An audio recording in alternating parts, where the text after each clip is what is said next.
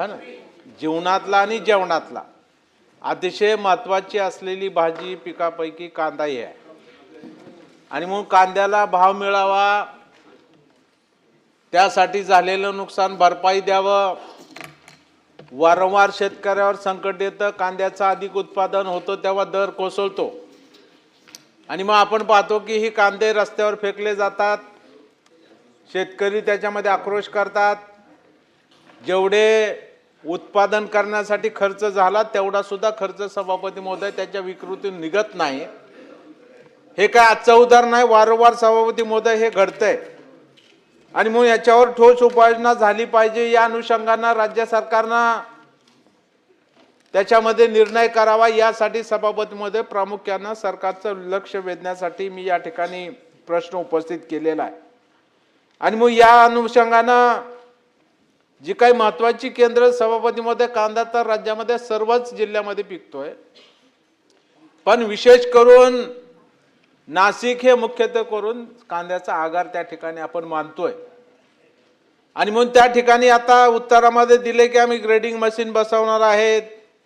त्यानंतर आता 27 मेला उच्चस्तरीय बैठक पण माननीय मुख्यमंत्री महोदय, केंद्रीय गृहमंत्री यांच्यासोबत त्या ठिकाणी केंद्र सरकारसोबत झालेली आहे.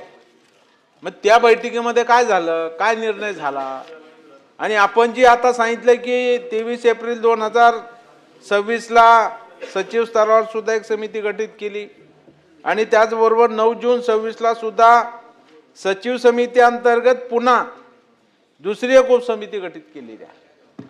शेवटी या समित्या गठीत करून आपण साध्य काय करणार आहोत, आणि मग साध्य करायचं असेल तर ते तातडीने का होत नाही, कारण पीक हे जलद गतीने येणारं हे पीक म्हणजे कांदा आहे की 3 महिन्यामध्ये कांदा येतोय, त्याला काय फारसा वेळ लागत नाही. आणि म्हणून त्या दृष्टिकोनातून आज कांदा उत्पादन करणारे शेतकरी आहेत, कांद्याचं बी उत्पादन करणारा एक वेगळा गट त्याच्यामध्ये आहे शेतकऱ्यांचा की जो फक्त कांद्याचं बी तयार करतोय. आणि म्हणून याला हमी भाव असला पाहिजे, नव्हे तर ज्या वेळेस नुकसान येईल तेव्हा सरकारनं पुढे येऊन यांना आर्थिक मदत केली पाहिजे.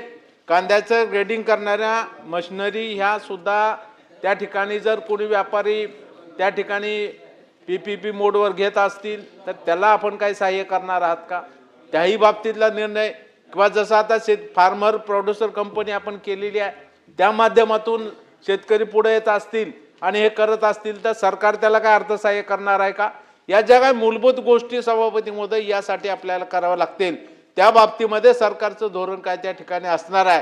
कारण आज राज्यातल्या हजारो शेतकऱ्यांचं लक्ष हे ह्या प्रश्नाकडे लागलेलं आहे की सरकार काही ठोस भूमिका या कांदा उत्पादक शेतकऱ्याच्या बाबतीमध्ये त्या ठिकाणी घेतं का, हे सुद्धा सभापती महोदय या ठिकाणी महत्त्वाचं असणार आहे. आणि म्हणून त्या माध्यमातून हे सरकार पावलं कधी उचलणार, हे जे मी 2-3 अतिशय मुद्देसूद आणि स्पेसिफिक प्रश्न उचललेत त्याचं उत्तर सभापती महोदय ठोस येणं गरजेचं आहे, ते मंत्री महोदय देतील का. सभापती महोदय, अत्यंत महत्त्वाचा प्रश्न हा विक्रम काळे साहेबांनी मांडलेला आहे. आपल्या राज्यामध्ये कांदा अत्यंत महत्त्वाचं पीक आहे आणि आपल्या सगळ्यांना माहिती आहे की आजपासून 10-15 वर्षापूर्वी, 20 वर्षापूर्वी केवळ आणि केवळ उत्तर महाराष्ट्रामधला मोठ्या प्रमाणातला भाग हा कांदा पिकवायचा. परंतु काळाच्या ओघामध्ये काळेसाहेब हा कांदा नंतर पूर्ण महाराष्ट्रामध्ये आपण पिकवायला लागलो. राज्याच्या अनेक म्हणजे आपल्या देशामध्ये आता अलीकडच्या या 7-8 वर्षामध्ये, 10 वर्षामध्ये मध्य प्रदेश, कर्नाटका, राजस्थान, थेट हिमालयाच्या पायथ्याशी उत्तराखंडपर्यंत हा कांदा आता पिकायला लागलेला आहे.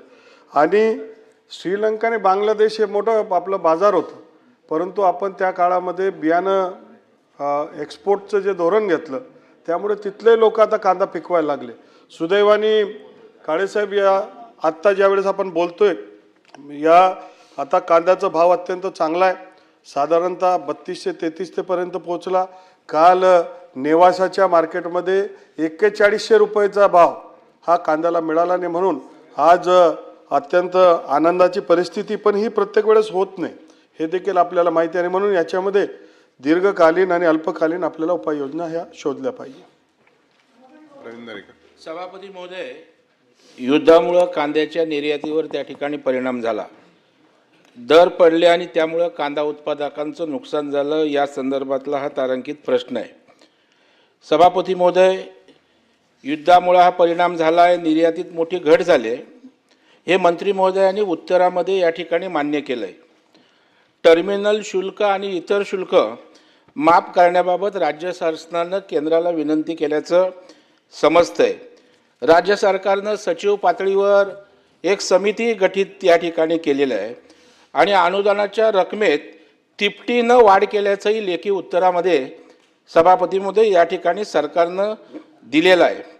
मुख्यमंत्री महोदयांनी सुद्धा मे महिन्यामध्ये केंद्रीय मंत्री महोदयांची त्या ठिकाणी भेट घेतली. माझा प्रश्न असा आहे की या सर्व उपाययोजनांमुळे कांदा उत्पादकांना नेमका किती फायदा झाला आणि एक्सपोर्टमध्ये आपण बोलताय निर्यातीमध्ये किती वाढ झाली आहे सभागृहाला या ठिकाणी समजलं पाहिजे. दर पडल्यानंतर पूर्वीच्या काळामध्ये सभापती महोदय भावांतर योजना लागू करून शेतकऱ्यांना दिलासा जात होता. मग या कांदा उत्पादकांना दिलासा देण्यासंदर्भात हमीभाव योजनेतून किती कांदा खरेदी केला गेला आणि यापुढे कांद्यासाठी सुद्धा अशा प्रकारच्या भावांतर योजनेचा विचार सरकार करेल का, अशा प्रकारचे स्पेसिफिक प्रश्न आहेत. मंत्री महोदय. सभापती महोदय, हे खरं आहे की फेब्रुवारीच्या महिन्यामध्ये अचानकपणे युद्ध सुरू झालं आणि आपला जो कांदा आणि आपले जे सारे कृषी पदार्थ जे एक्सपोर्ट होणार होते यांना अडचण निर्माण झाली. अचानक भाव घसरले आणि अनेक शेतकऱ्यांना त्याच्यामध्ये अडचण निर्माण झाली. या ज्यावेळेस अडचणी निर्माण झाल्या त्यावेळेस राज्याचे मुख्यमंत्री महोदय यांनी या विषयाकडे लक्ष देऊन केंद्रामध्ये मान्य सहकार मंत्री अमित शाह साहेबांबरोबर एक बैठक आयोजित केली. त्याच्यामध्ये केंद्राचे अनेक मंत्री तिथे उपस्थित होते, राज्याचे मंत्री उपस्थित होते आणि त्याच्या माध्यमातून त्या महत्त्वपूर्ण बैठकीच्या माध्यमातून काही ठोस उपाययोजना त्याच्यामध्ये करण्यात आल्या.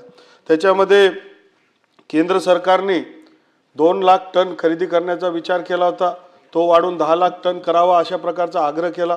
रोड टेपमध्ये 1.9% 4% करण्याच्या संदर्भातला सांगण्यात आलं. जो भाव त्या काळामध्ये 1238 होता तो 1580 करण्यात आला आणि आज तो 2125 आहे. तर अशा अनेक महत्त्वाच्या उपाययोजना घेतल्या आणि त्यानंतरच्या काळामध्ये हा कांद्याचा भाव स्थिरावला, आज वाढलेला आहे आणि त्या माध्यमातून फायदा होतोय. मला हे सुद्धा नमूद करायचं की ज्या वेळेस अडचण येते त्या वेळेस हे सरकार आणि आपले सर्व सरकार तत्कालीन सरकार काम करत असतात. 2016, 17, 18, 19 आणि 22-23 मध्ये वेगवेगळ्या प्रसंगी ज्यावेळेस अडचण आली तर साधारणतः 1425 कोटी रुपयाचं अनुदान हे शेतकऱ्यांच्या खात्यामध्ये जमा करण्यात आलं आहे. सतेज पाटील. कांद्याचं उत्पादन महाराष्ट्रामध्ये